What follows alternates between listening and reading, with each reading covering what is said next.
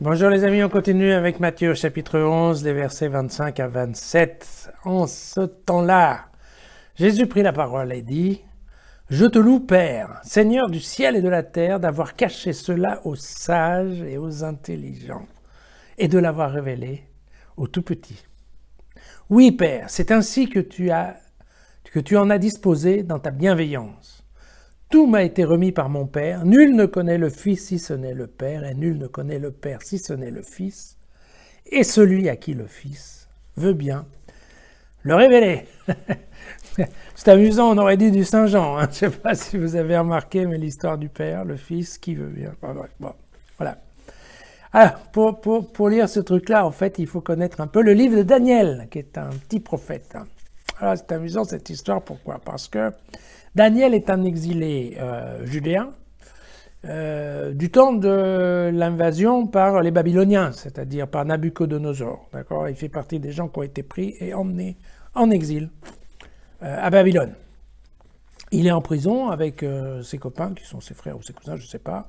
Et en fait, qu'est-ce qui se passe? Le roi Nabuchodonosor fait un rêve un jour.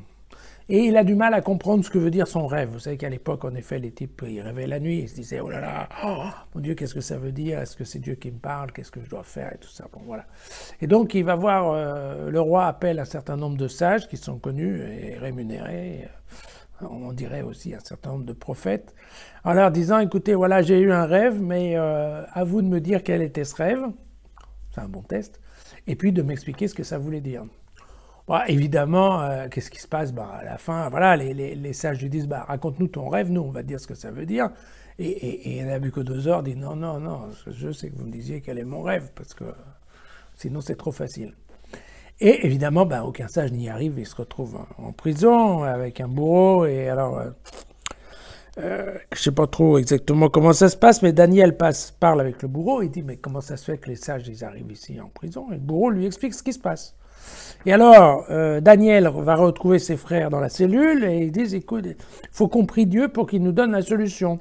Et à ce moment-là, peut-être que Nabuchodonosor nous laissera sortir. Et en fait, c'est ce qui se passe. Donc, il prie Dieu. Daniel sait ce qui s'est passé. Il demande à voir Nabuchodonosor. On lui donne le droit de voir Nabuchodonosor. Et il va voir Nabuchodonosor et il dit, voilà, je connais ton rêve. Ton rêve, c'est tu es arrivé d'une énorme statue.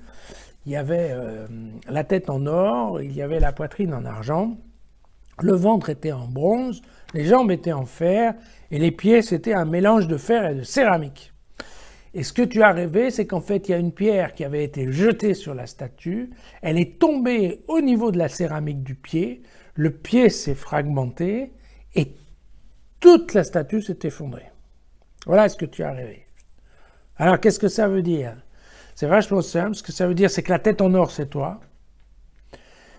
Qu'ensuite, la partie en argent, ça sera tes successeurs. La partie en bronze, les successeurs de tes successeurs, et ainsi de suite. Et que tu arriveras au niveau des pieds, où c'est un mélange, tout simplement parce que ton pays sera divisé entre l'Égypte et la Syrie. Et voilà. Et donc, je vous passe l'histoire de Daniel. Allez la lire, c'est toujours rigolo. C'est un prophète qui est apprécié parce qu'il est un peu différent des autres. Et voilà. Et c'est de là que vient l'idée que Dieu a révélé au petit Daniel ce qu'il n'a pas révélé aux grands sages.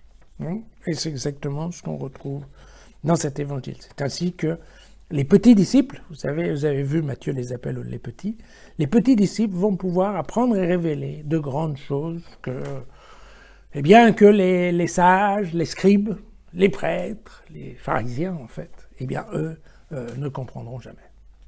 Voilà le message. À demain.